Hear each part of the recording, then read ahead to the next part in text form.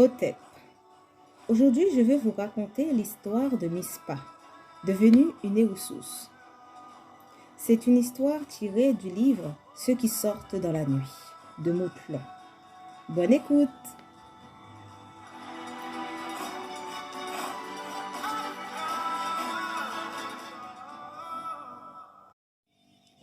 Les souvenirs de ma propre irruption dans cet univers parallèle sont encore très vivaces. J'ai fus choisie et initiée à l'âge de 12 ans par l'une de mes tantes parallèles et en son temps, elle était la vraie cheftaine de son village. Elle s'y était prise avec une patience digne d'éloge, en m'amenant tout d'abord à m'habituer petit à petit à sa compagnie et surtout à la rechercher. Cela avait commencé avec des compliments par-ci, des petits présents par-là. Jamais elle ne serait venue dans son champ sans me garder de délicieuses goyaves ou une canne à sucre. Si elle partait vendre des bâtons de manioc à la gare, mon paquet de biscuits était garanti. Et si elle partait en voyage, c'était au minimum une robe neuve. Elle me faisait appeler à l'autre bout du village pour que je vienne partager ses repas. Nous mangions dans la même assiette et elle me laissait toujours le meilleur morceau de poisson ou de viande. Bientôt, nous fûmes inséparables. Ma mère acceptait naïvement tout cela, très ravie de n'avoir plus à s'occuper de moi. Quant à mon père, au fond, ce n'était pas trop son problème. Je pense que ça l'arrangeait que je sois plus attachée à sa sœur qu'à sa femme. Ma tante, elle, ne perdait pas son temps. Elle manœuvra tellement bien qu'une nuit que je pensais m'être couchée et endormie, je me retrouvai assise à côté d'elle sur une branche au fait d'un avocatier. Tout d'abord, je crus que j'étais en plein dans un rêve. Ma tante m'assura que nous étions bien réels, que nous étions effectivement dehors et que c'était elle qui avait tout organisé. Comme je la regardais incrédule, elle m'attrapa par le poignet et d'un bond, elle m'entraîna au pied de l'avocatier. « Regarde, me dit-elle, je vais donner des coups de griffe à cet avocatier et lui enlever un peu d'écorce. Puis, je vais cueillir 3 fruits que je vais aller cacher sous ton lit. Lorsqu'il fera jour, tu vérifieras tout cela et nous en reparlerons. » Quand elle eut les 3 avocatiers en main, elle m'emmena devant la case de mes parents. Subitement, je l'ai vue passer sous la porte et je l'entendis qui m'appelait de l'intérieur. Je l'imitai et fus très surprise d'être entrée aussi facilement, sans même avoir à ouvrir la porte. Il y avait 2 chambres, celle de mes parents et celle dans laquelle j'étais censée être endormie à côté de ma sœur aînée. Tandis que ma tante rangeait les avocats sous mon lit, j'observais la chambre et très vite j'ai remarqué que la lampe tempête ne projetait ni l'ombre de ma tante ni la mienne sur le mur. « Maintenant, tu peux te coucher et te reposer, » me dit-elle. « Allonge-toi sur ton corps et tout ira bien. Nous nous reverrons plus tard. » Je m'exécutais. Aussitôt que je fus couchée, je me sentis moins légère et ma vue se brouilla. Je ne parvenais plus à voir ma tante. J'étais tellement fatiguée que je sombrais dans un profond sommeil. Il était plus de 9 heures quand je me réveillai le lendemain. Tout le monde était parti du champ et j'étais seule dans la concession. Épuisée, j'ai cru que j'étais en train de tomber malade. J'ai contourné la cuisine et emprunté la piste qui menait à la fosse d'aisance. Je me remémorais alors les événements de la nuit dernière. Mon besoin ne se fit moins pressante et j'ai changé de direction en courant. L'avocatier se trouvait de l'autre côté de la grande piste, vers la sortie du village. Je fus rapidement à son pied.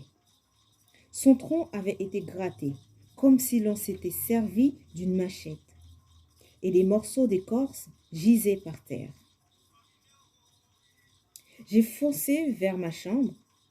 Une fois à l'intérieur, je me penchai, et sous le lit, j'ai vu 3 avocats dodus, comme s'ils n'attendaient que d'être mangés. Quand ma tante revint de son champ, elle me trouva dans sa cuisine, couchée sur une natte de bambou. Elle m'avait rapporté des cerises, des grosses rouges pleines de jus que j'adorais. Elle me parla de ses 2 fils, mes cousins Dadi et Badi, âgés de 14 et 16 ans, qui avaient trouvé ce matin une grosse vipère prise dans leur piège, au bord de la rivière. Je lui parlais de mon désir d'apprendre à préparer des bâtons de manioc. Nous enchaînâmes ainsi d'autres banalités, jusqu'à l'heure du repas, au terme duquel nous nous séparâmes. J'ai terminé ma journée, comme d'habitude, entre ma mère et ma sœur. La nuit arriva et je fus la première à aller me coucher. Je me replis au fond du lit, contre le mur, et me couvris complètement du drap pour que ma sœur me laisse tranquille.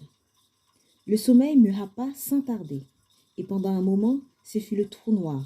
Tout à coup, j'eus la sensation de me réveiller et j'ai décidé de me lever. Je me sentais tellement légère que j'ai fini par constater que j'étais en lévitation. En regardant mon lit, je me vis coincée là-bas contre le mur. Toute petite, intégralement recouverte du drap blanc, cela me fit rire. Comme notre petit rideau de toile était parsemé de trous, je l'ai traversé sans peine et me retrouvai dans le salon. Mon père était là, assis sur un banc. Il était occupé à attacher un petit fardeau les morceaux de racines que l'on utilise d'ordinaire pour relever le goût du vin de palme. Je sautillai devant lui, dansai, sans qu'il daigne me prêter le moindre attention. Il ne me voyait pas. J'ai passé par la fenêtre et bondis au dehors. Comme il y avait encore de la lumière dans la cuisine, j'ai décidé d'aller y jeter un coup d'œil. J'entrai par la porte, puisqu'elle était ouverte, et je m'assis dans un coin. Ma sœur casait des pistaches en attachant ma mère qui mettait des morceaux de manioc dans une cuvette pleine d'eau pour qu'ils fermentent. Il y avait un chat qui avait l'habitude de flémarder au bord du feu. Quand j'étais rentrée, j'avais remarqué qu'il avait vivement levé la tête. Il s'étira et commença à se diriger vers moi, en me fixant de ses gros yeux brillants, comme s'il me voyait. Soudainement, il miaula avec férocité et ses poils se hérissèrent, ce qui me tétanisa. Heureusement, ma mère lui envoya un morceau de manioc et il se sauva. Ces 2 femmes ne me voyaient manifestement pas, elles non plus. Je m'échappais de cette cuisine et errais un peu dans la cour. Beaucoup de gens étaient encore éveillés dans le village. À travers les fenêtres des cuisines et des salons, on voyait la lueur des lampes tempêtes. Par contre, j'ai constaté que la cuisine de ma tante était déjà fermée et cela me donna une idée. Je me dirigeai d'un pas résolu vers l'avocatier. Il faisait une nuit bien noire, mais moi, je voyais assez clairement. Arrivé au pied de l'arbre, avant même que je lève la tête, j'entendis une voix bien familière qui me dit « Monte !» Alors, comment tu as trouvé notre petite expérience d'hier ? Me demanda ma tante en m'accueillant auprès d'elle sur une branche. C'est bizarre, les avocats étaient bien sous mon lit, répondis-je. Mais pourquoi suis-je en même temps couchée dans ma chambre et perché sur un arbre. C'est pour t'expliquer ce qu'il se passe que je suis venue t'attendre ici. Mais d'abord, je te le demande. Pourquoi est-ce seulement maintenant que tu me poses la question, alors que nous avons passé l'après-midi ensemble? Je ne sais pas. Alors même que toute la journée, je n'ai cessé de penser à ce qui était arrivé. C'est curieux, non? Non, c'est parfait, ma petite Mispa. Il se passe que depuis hier, tu n'es plus la même personne. Désormais, chaque nuit, tu seras une Néroussouf. C'est-à-dire que tu auras le pouvoir de sortir de ton corps et de faire absolument tout ce que tu voudras. Le fait est que tu ne m'aies rien demandé dans la journée alors que tu en as 1000 fois eu l'occasion m'a beaucoup rassurée. Cela atteste de ta transformation s'est bien déroulée et que tu es définitivement des nôtres. Car les Hérissous ne parlent jamais de leur histoire en plein jour, même entre eux. Pour mener à bien cette mutation et obtenir ce résultat, je t'ai fait absorber 9 décoctions différentes à ton insu. Selon les cas, je les diluais dans tes repas ou dans tes boissons. Les 8 premières décoctions à consommer dans un ordre très précis sont celles qui confèrent la possibilité de sortir de son corps. La dernière est celle qui te retient la langue et empêche que tu parles de ce que tu fais ou vu faire dans la nuit. Les posologies de ces décoctions révèlent de notre patrimoine culturel que nous aurons avantage à savoir conserver et transmettre. C'est grâce à tout cela qu'il t'est loisible de te retrouver aujourd'hui à prendre l'air au sommet d'un avocatier, alors que en même temps, on peut te voir sagement couché dans ta chambre. Dorénavant, aucun de tous ces gens simples que tu croiseras ne pourra plus rien contre toi. Dès que la nuit sera tombée, et seul un ou une Néroussos, comme toi, pourrait te stopper. Et donc, il y a des Néroussos hommes aussi? Bien sûr. Dans chaque village, il y a toujours une poignée d'Néroussos qui vivent incognito parmi les leurs. Ils sont les seuls à savoir qui est vraiment qui. Et ils se retrouvent chaque nuit quand dorment les honnêtes gens. Leur rôle depuis des siècles consiste à veiller sur le reste de la communauté et à protéger les intérêts du village. Ils peuvent aussi être amenés à s'en prendre à des hommes ou à se dresser contre d'autres Néroussos.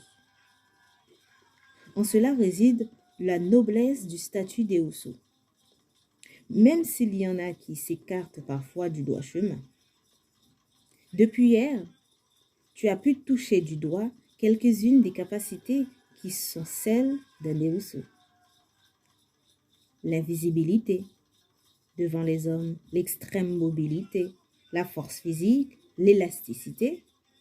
Il y en a d'autres que tu découvriras progressivement.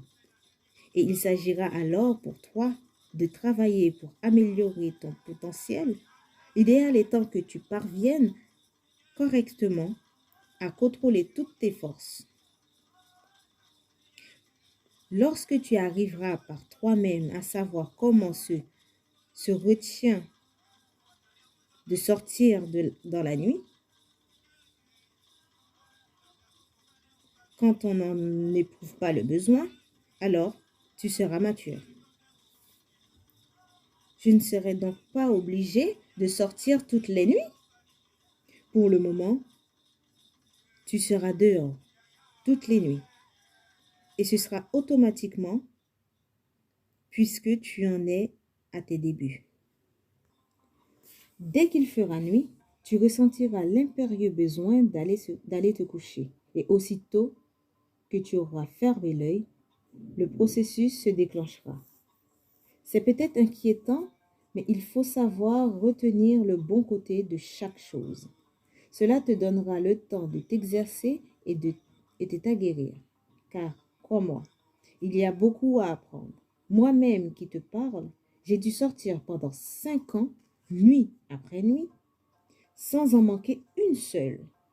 Mais enfin, arriver à maturité et à savoir faire l'impasse, mais rassure-toi, tant que je suis là, tu n'as rien à craindre. Je serai doublement disponible pour toi. Le jour, je te couvrirai dans le village comme une tente, et la nuit, je serai ta marraine dans l'univers caché des Eosos. C'est un sérieux avantage que beaucoup n'ont pas eu. Ce que j'explique peut être certains dérapages. Le chat m'a fait peur tout à l'heure, dans la cuisine de ma mère. Je ne l'avais jamais vu comme ça. C'est plutôt lui qui t'avait jamais vu comme ça, innocente. Il y a certains animaux qui arrivent à nous voir. Et entre tout, je te conseille d'éviter les chats, autant que possible. Ce sont des animaux dangereux, et pas seulement pour nous. Tu as autre chose à me demander? Pour le moment, non. J'essaye juste de me faire à ma nouvelle vie. Tu en es fière au moins? Oui, du moment que tu es l'instigatrice. Tous les jours, je me félicite de t'avoir choisi, toi plutôt qu'une autre. Il y a dans ton tempérament une retenue et une pudeur qui sont remarquables pour ton âge. Tes vertus, entre toutes, essentielles pour une Eosos.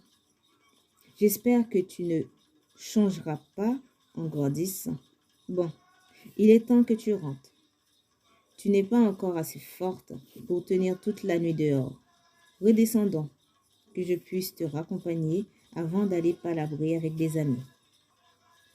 Pendant tout un mois, je retrouvai ma tante sur notre avocatier dès la nuit tombée. Elle m'expliqua les codes et les règles de base en vigueur chez les Eosos. Elle m'entraîna à me déplacer avec plus d'efficacité sur terre, dans les arbres, dans les airs et sur l'eau. Une nuit que je rentrais d'une tournée de maquis, après quelques arabesques de 3 en 3, j'ai trouvé ma tante qui m'attendait, assise devant l'entrée de notre case. « Ma petite Mispa, ma chère enfant, tu es admirable, » me dit-elle, en me signifiant de m'asseoir. « Voilà à peine un mois que tu sors toute seule et déjà tu t'es constitué un territoire. Tu as doublé la durée moyenne de tes sorties et tu gères de mieux en mieux la lassitude matinale. Tu es très doué. Je pense que tu mérites de franchir un nouveau palier. C'est pourquoi j'ai décidé de te faire rentrer dans la cour des grands et de te présenter cette nuit aux autres Eosos de ce village. Une palabre se tiendra sur le grand baobab qui trône à l'entrée du village. Il y aura réunis sur la branche tous ceux qui, comme nous, sortent dans la nuit.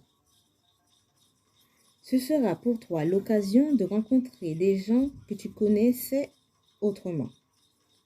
Et en écoutant les aînés ficeler des choses qui concernent la population dans son ensemble, tu appréhenderas mieux l'évolution des intérêts dans la gestion quotidienne du clan tout entier.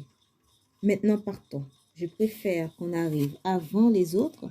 Ça pourrait t'intimider de les trouver déjà assises. Nous fûmes très vite arrivés. Le majestueux baobab trônait, campé sur des contreforts imposants, en ce lieu lugubre, même en plein jour. De chaque coin du village, on pouvait admirer son large tronc plusieurs fois centenaire.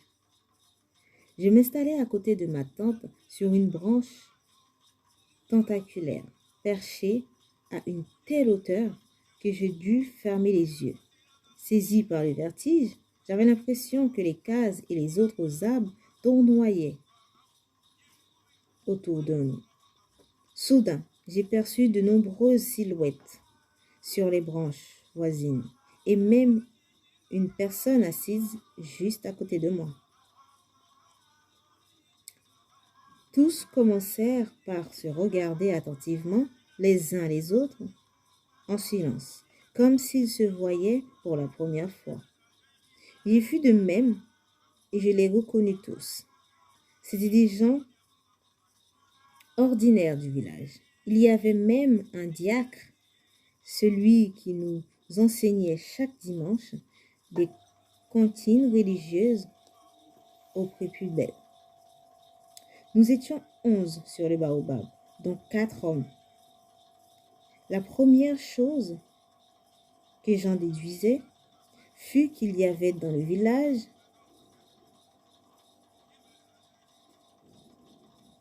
des familles dans lesquelles on ne comptait aucun Eosu, puisque notre clan regroupait 16 grandes familles.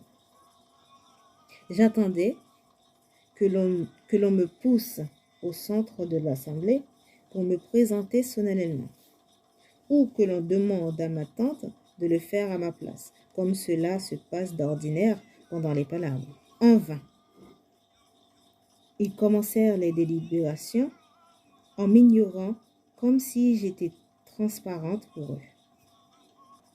Mais moi, je les voyais bien et surtout, je les écoutais. Durant cette palabre qui ne s'éternisa pas, 2 cas furent abordés. D'abord, le cas Godango. C'était une jeune femme du village qui, après d'interminables problèmes conjugaux, dans un village voisin, avait décidé de quitter son mari pour regagner la case paternelle. Elle avait emmené avec elle son fils âgé de 2 ans. Et c'est pour ce bambin que les 2 familles s'affrontaient dans un conflit qui était sur le point de dégénérer en guerre des clans. 2 Eosus furent désignés pour mettre un terme à ce litige. Ensuite, le cas de Bilong Bilong. Bilong Bilong était un jeune chasseur apprécié de tous. Son beau-père, qui venait de très loin, était arrivé dans son village pour une visite de courtoisie qui durait déjà depuis 2 mois et se serait poursuivi sans histoire si ce beau-père n'avait pas été aperçu la nuit dernière sur une toiture. Bilong hébergeait donc chez lui un Eosus, halogène qui ne sentait assez fort pour prendre le risque de sortir la nuit en territoire inconnu. Il ne pouvait qu'être dangereux. 3 autres Eosus dont ma tante furent chargés d'aller y mettre fin. Ce sera tout pour aujourd'hui.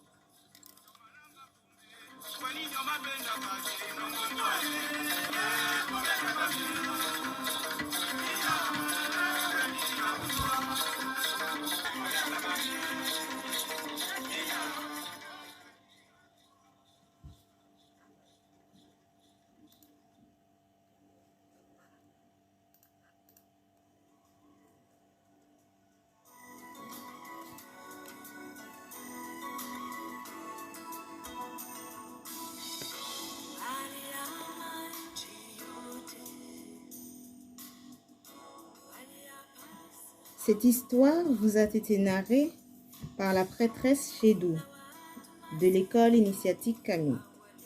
Si vous souhaitez lire le livre tout entier, nous allons laisser le lien dans la description. Si vous aussi, vous avez des histoires, des livres, des contes que vous aimeriez partager à la communauté, merci de nous les envoyer par mail. OTEP.